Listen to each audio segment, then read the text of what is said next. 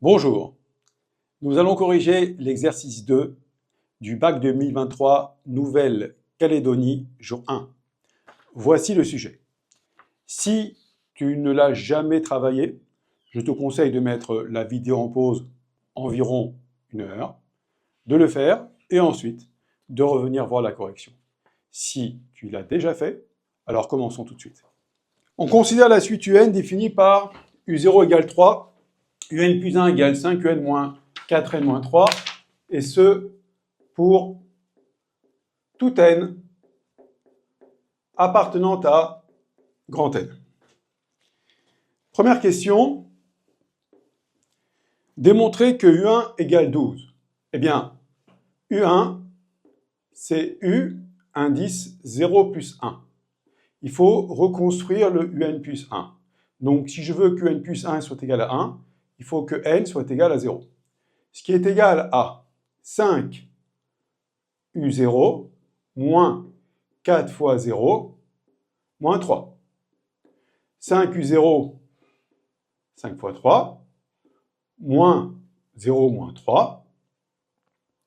Donc, ce qui fait 15 moins 3.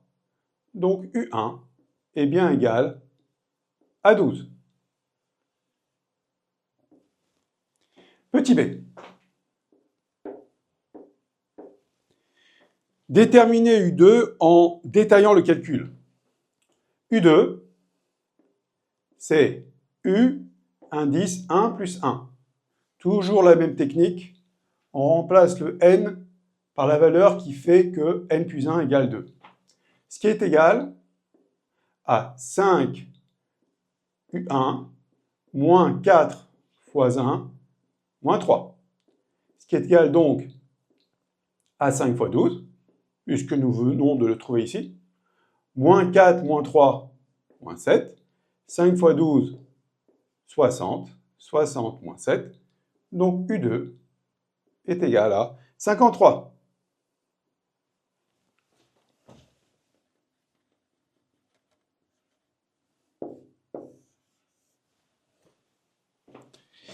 Pour l'instant, il n'y a rien de très compliqué. Petit c. À l'aide de la calculatrice, conjecturer le sens de variation ainsi que la limite de la suite UN. Alors, qu'est-ce que ça signifie conjecturer? Conjecturer, je fais un constat.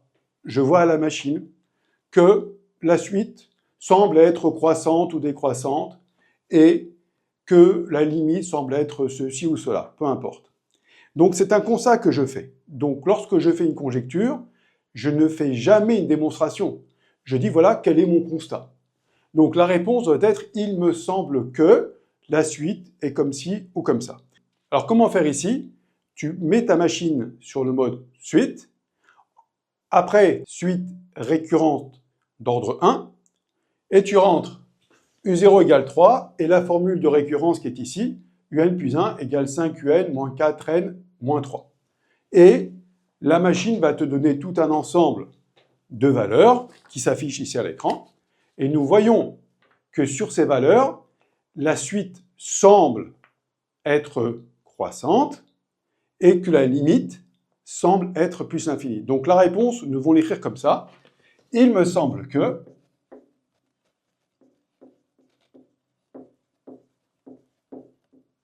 UN est strictement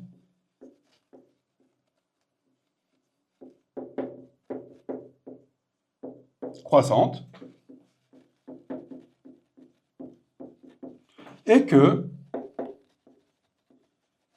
limite lorsque n tend à plus l'infini de UN égale plus l'infini. Donc c'est important ici, c'est le « il me semble que ». Jamais la suite est. Pourquoi? Parce que la suite est, ça sera vrai lorsque on aura démontré qu'elle est effectivement croissante et qu'elle a effectivement comme limite plus l'infini. Voici pour la question numéro 1. Passons à la question numéro 2. Alors, question numéro 2. Démontrer par récurrence que pour tout entier naturel n, on a U indice n supérieur ou égal à n plus 1. Donc ici, on va prendre la proposition Pn, de points, qui va être que pour tout n,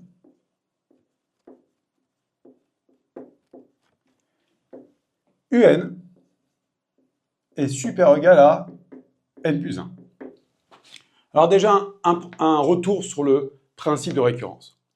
Il y a 3 phases dans la démonstration par récurrence. Première phase, ce qu'on appelle l'initialisation. C'est-à-dire qu'on vérifie que cette proposition est bien vraie au démarrage. Ici, le démarrage, c'est U0, c'est-à-dire U0 égale 3. C'est une simple vérification. Deuxième phase, l'hérédité. Alors, l'hérédité, c'est quoi?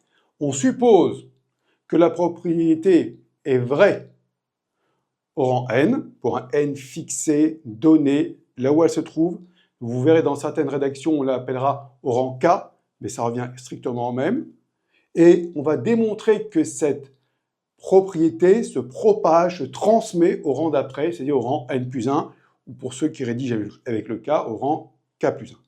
Une fois que nous avons fait cette démonstration de l'hérédité, on va faire la conclusion. Dans la conclusion, on dira, comme la propriété est vraie au rang n égale 0, ici, et qu'elle est héréditaire, donc elle est vraie pour toute valeur de n. Alors, commençons par l'initialisation.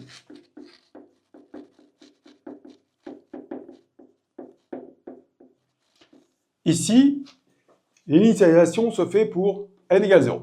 Alors, pour n égale 0, U0, c'est l'énoncé qui nous donne vaut 3. Ensuite, nous remplaçons n par 0 ici. n plus 1 est égal à 0 plus 1, c'est égal à 1. On a bien 3 supérieur ou égal à 1. Donc on a bien U0 supérieur à 0 plus 1. Donc, P0 est vrai. Tout simplement. Alors, maintenant, nous allons faire l'hérédité qui est plus construite, une partie de la démonstration qui est parfois plus difficile que l'initialisation. Allons-y.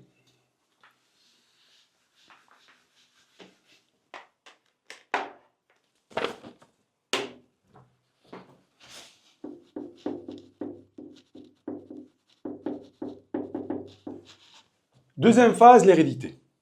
L'hérédité se construit en 3 phases internes. La première, l'hypothèse, que l'on va faire ensemble. La deuxième, démontrons que, ce que je souhaite obtenir. Et la troisième, la démonstration elle-même. Donc ici, l'hypothèse. On dit, on suppose que P indice n, c'est-à-dire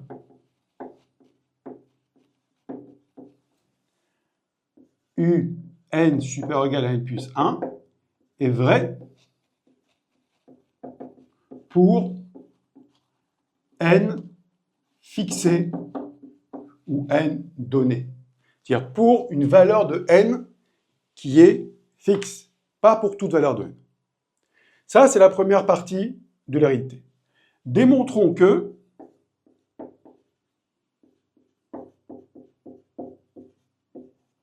Pn plus 1, c'est-à-dire, vous voyez à chaque fois je mets le c'est-à-dire parce qu'il faut bien expliciter ce à quoi je vais arriver, c'est-à-dire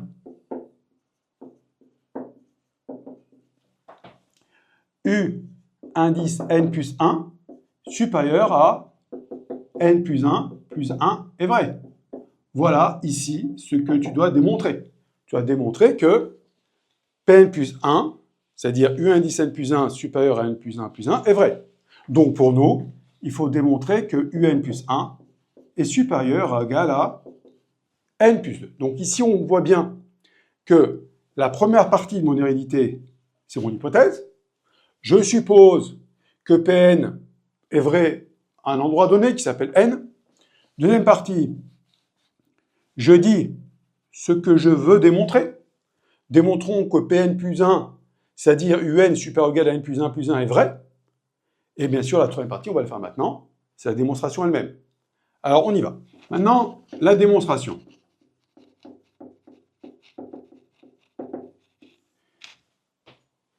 commençons par notre hypothèse. Nous avons que U indice n supérieur ou égal à n plus 1, vrai par hypothèse. OK. Maintenant, nous allons reconstruire ensemble U indice n plus 1. Comment fait-on? Bien, U indice n plus 1, c'est 5UN moins 4n moins 3. Donc, nous multiplions cette inégalité par 5. Et là, le sens de l'inégalité n'est pas changé. Pourquoi? Parce qu'on a multiplié par un nombre positif. Donc, le sens reste identique, reste le même. Donc, ça fait 5UN supérieur ou égal à 5n plus 5. Alors, maintenant, pour continuer à construire n plus 1, nous devons rajouter moins 4n moins 3 des deux côtés de l'inégalité. Donc, ce qui nous fait 5un moins 4n moins 3 supérieur ou égal à 5n plus 5 moins 4n moins 3. Donc là, nous avons bien reconstruit n plus 1. Donc, nous le voyons ici. Et là, nous avons 5n moins 4n qui fait n, et 5 moins 3 qui fait 2. Donc, nous sommes bien arrivés à U indice n plus 1 supérieur ou égal à n plus 1 plus 1. Donc, ma propriété Pn que nous avions au départ, si nous substituons n par n plus 1, nous voyons qu'elle a la même structure. N plus 1, donc n plus 1 plus 1. Donc, on peut conclure et dire, donc, P indice n plus 1 est vrai. Alors maintenant, rédigeons la conclusion. Alors voici la conclusion. La proposition Pn est vérifiée au rang n égale 0. C'est-à-dire que l'initialisation que nous avons faite au début est vraie. Et est héréditaire. Nous avons démontré l'hérédité dans la deuxième phase. Donc, d'après le principe de récurrence, elle est vraie pour tout entier naturel n appartenant à grand N. Voilà, et là, nous sommes arrivés au bout de la démonstration par récurrence. Alors, nous avons réussi, dans la question de A, à démontrer que pour tout n appartenant à grand N, un est supérieur ou égal à n plus 1. Et la question de B nous demande en déduire la limite de la suite UN. Alors, limite. Quand n tend à plus l'infini de n plus 1. C'est plus l'infini. Ça se comprend aisément. Si n tend à plus l'infini, si on rajoute 1, ce sera toujours plus l'infini. Et pour tout n,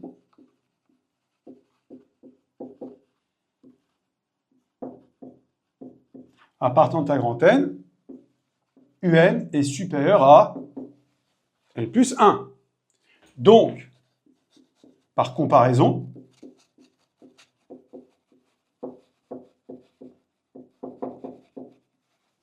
limite, lorsque n tend vers plus l'infini de UN est égal à plus l'infini. Le principe de comparaison nous dit, comme n plus 1 tend vers plus l'infini, et que UN est supérieur à n plus 1, donc UN tendra vers quelque chose qui est supérieur à plus l'infini. Or, il n'y a rien de plus grand que plus l'infini, donc la limite de UN est égale à plus l'infini. Voilà pour la question de B. Passons maintenant à la troisième question. Troisième question, on considère la suite Vn définie pour tout entier naturel petit n par, alors pour tout n, appartenant à grand N, Vn est égal à Un moins n moins 1. Alors, juste, vous pouvez voir que dans l'énoncé, lorsqu'on parle de la suite Vn, elle est entre parenthèses. Lorsqu'on parle d'une suite, on doit mettre Vn entre parenthèses. Lorsqu'on parle de l'élément Vn, du terme Vn, on ne met pas de parenthèse. Alors pour toi, c'est la même chose. Lorsque tu écriras sur ta copie Vn en parlant de la suite, il faudra que tu mettes des parenthèses. Et lorsque tu faudra parler sur ta copie de l'élément Vn du terme Vn, mais tu ne mettras pas de parenthèse. Alors, démontrer que la suite Vn est géométrique. Alors, j'ai préparé à cet effet une fiche gratuite sur les suites géométriques avec un audio explicatif afin de t'accompagner étape par étape dans l'étude des suites géométriques. Le lien se trouve dans la description et dans le commentaire épinglé juste en dessous de la vidéo. Alors commençons. Alors démontrons que la suite Vn est géométrique. Pour ce faire, nous devons atteindre cet objectif-là. Alors ce que j'écris en rouge, tu n'as pas besoin de l'écrire sur ta copie, bien entendu. Nous devons montrer que V indice n plus 1 est égal à QVn. C'est ça qui nous permet de démontrer que la suite est géo. Donc, qu'est-ce qu'on doit faire? On part de Vn, qui est égal à Un moins n moins 1. Et ici, donc, on exprime V indice n plus 1. Donc, Vn plus 1, c'est U indice n plus 1 moins n plus 1 moins 1. J'ai mis ces parenthèses afin que tu vois que ici, j'ai remplacé n par n plus 1. Mais mathématiquement, on aurait pu ne pas les mettre. On aurait écrit à ce moment-là moins n moins 1. Mais je veux que tu identifies parfaitement le fait que j'ai remplacé n par n plus 1 à chaque étape. Maintenant, on substitue un plus 1 par sa définition, qui va être 5 un moins 4n moins 3, j'ouvre la parenthèse, moins n moins 1 et moins 1. Bien sûr, ici, je fais les simplifications qui s'imposent. Donc 5 un moins 4n moins n moins 5n moins 3 moins 1 moins 1 moins 5. Et là, je vois que je veux facilement mettre 5 en facteur. Donc, ça fait 5 facteur de un moins n moins 1. Et un moins n moins 1, qu'est-ce que c'est? Ben, c'est Vn. Donc, je viens de démontrer que V indice n plus 1 est égal à 5 Vn.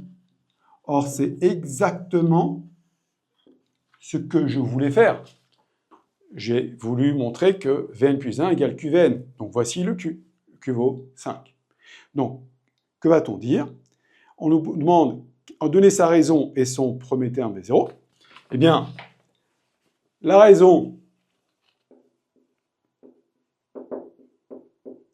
est Q égale 5. Et le premier terme V0, qu'est-ce que c'est? C'est U0 moins 0 moins 1. Donc U0, nous l'avons, c'est 3. 3 moins 1, donc V0 est égal à 2. Alors juste, pour vous expliquer pourquoi est-ce qu'on appelle cette raison Q. Q, c'est la première lettre du mot quotient. Alors pourquoi quotient? Parce que voyons bien que Vn plus 1 sur Vn égale à Q. Donc Q, c'est un quotient. Simplement, on évite sur une copie de calculer Vn plus 1 sur Vn parce qu'il aurait fallu montrer au préalable que pour tout n, Vn est non nul. Donc il y a une petite démonstration à faire avant, et parfois c'est pas aisé de le faire. Donc on préfère montrer que Vn plus 1 égale QVn, mais la raison pour laquelle on appelle Q, parce que Q est la première lettre du mot quotient. De même pour le suite arithmétique, on l'appelle R, parce que, alors c'est pas R comme raison, c'est R comme reste, parce qu'on doit démontrer pour une suite arithmétique que un plus 1 moins un est égal à R. Or, un plus 1 moins un, c'est une opération qui s'appelle une soustraction. Et le résultat d'une soustraction s'appelle un reste. Donc on l'appelle R comme reste, et pas R comme raison. On passe maintenant à la question qui suit. Donc, donner sa raison et son premier terme V0, on l'a fait. Maintenant, on passe à la question petit b. Donc, en déduire que pour tout entier naturel n, l'expression de Vn en fonction de n. Or, nous avons montré que Q égale 5, que V0 égale 2. Donc, nous savons que Vn est égal à V0 Q puissance n. Donc ici, Vn est égal à V0, c'est 2, que multiplie 5 à la puissance n. On peut l'écrire sans les parenthèses. 2 fois 5 puissance n, ça, c'est l'expression de n. Alors, puisque je suis en train d'expliquer un peu les suites arithmétiques, géométriques, attention, si on commençait à V1, ce serait V1 Q puissance N-1. Si on commençait à V2, ce serait V2 Q puissance N-2. J'explique tout ça dans la fiche qu'il vous suffit de demander en cliquant sur le lien qui est en bas de la vidéo. Alors, voilà, nous l'avons fait. Maintenant, question petit c. Alors, la question petit c, on va faire juste à côté. En déduire que pour tout entier naturel n, un égale 2 fois 5 puissance n plus n-1. Nous avons le lien entre Vn et un, il est écrit juste au-dessus. Donc nous pouvons dire que un moins n moins 1 est égal à Vn. J'ai juste interverti l'ordre. Si a égale b, b égale a. Mais c'est plus pratique d'avoir un à gauche, parce que j'aurai facilement un égal. Donc un va être égal à Vn plus n plus 1. Or, Vn, c'est 2 fois 5 puissance n plus 1. Et c'est exactement ce qu'on nous a demandé de déterminer. Voilà pour la question petit c. Passons à la question petit d. En déduire le sens de relation de la suite un. Alors, le moyen le plus simple est de calculer n plus 1 moins un. Alors, ce n'est pas toujours le plus simple, ça dépend des cas, mais un plus 1 moins un fonctionnera quasiment toujours. Et en fonction des situations, on pourra aussi calculer un plus 1 sur un, mais attention, là aussi, un plus 1 sur un, il faudra montrer que un est non nul, quel que soit n. Il faudra comparer et montrer que un plus 1 sur n est supérieur à 1 ou inférieur à 1. Là, quand on calcule un plus 1 moins un, il faut montrer qu'il est positif pour montrer qu'elle est croissante, ou négatif pour montrer qu'elle est décroissante. Alors allons-y. un plus 1, alors je vais redonner ici l'expression de un que nous avons trouvée précédemment, c'est 2 fois 5 puissance n plus n plus 1. Nous devons calculer un plus 1 moins un.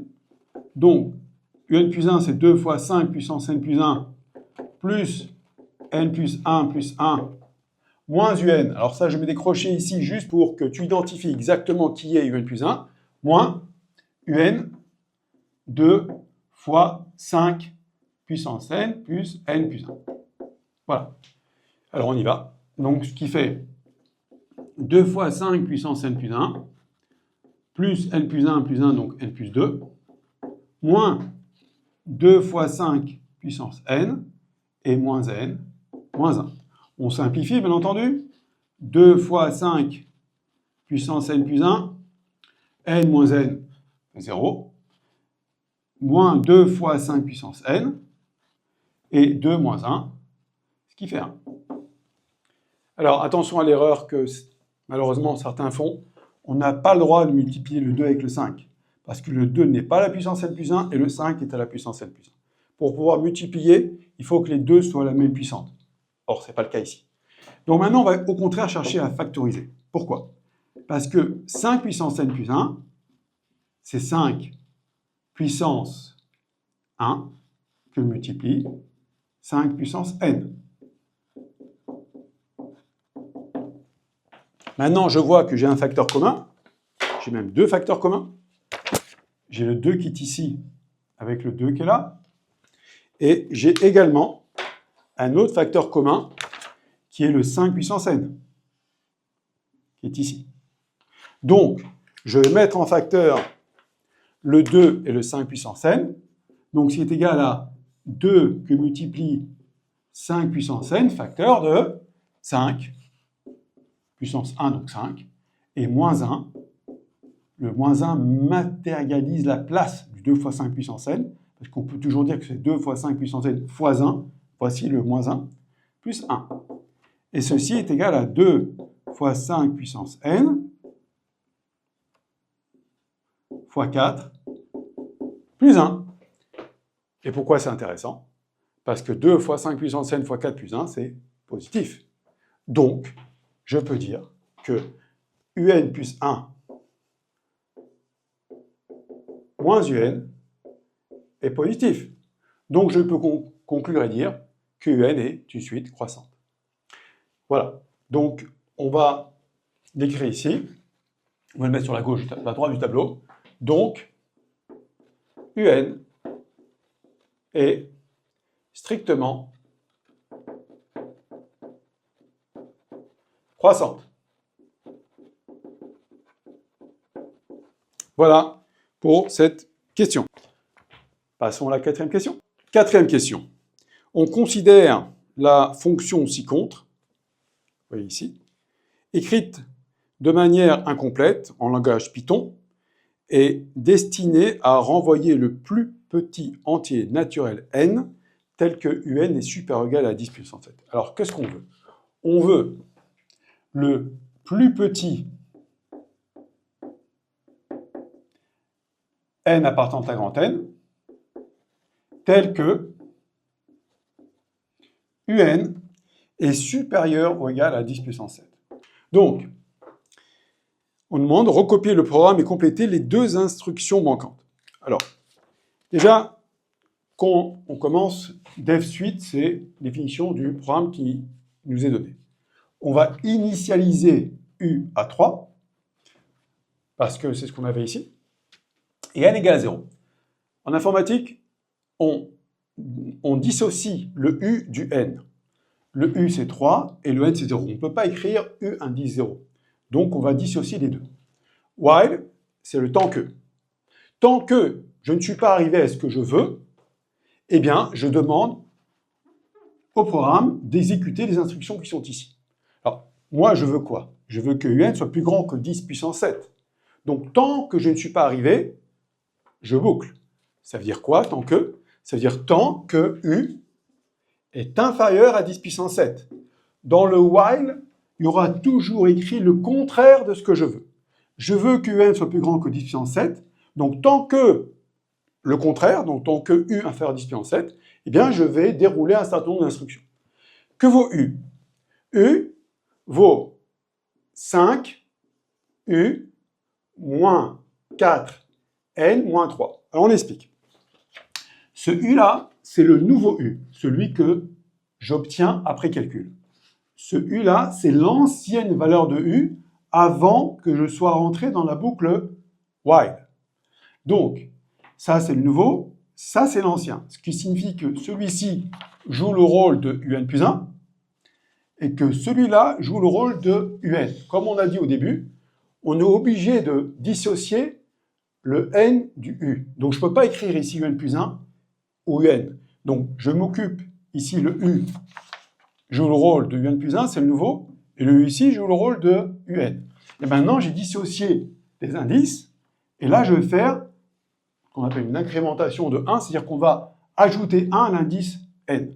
Donc quand on rentre, tant que u inférieur à 10 puissance 7, donc tant que u est inférieur à ce que je veux, je calcule le nouveau u. U égale 5u moins 4n moins 3. Comme j'ai fait le calcul, j'avance d'un cran et le n passe à n plus 1 et return n.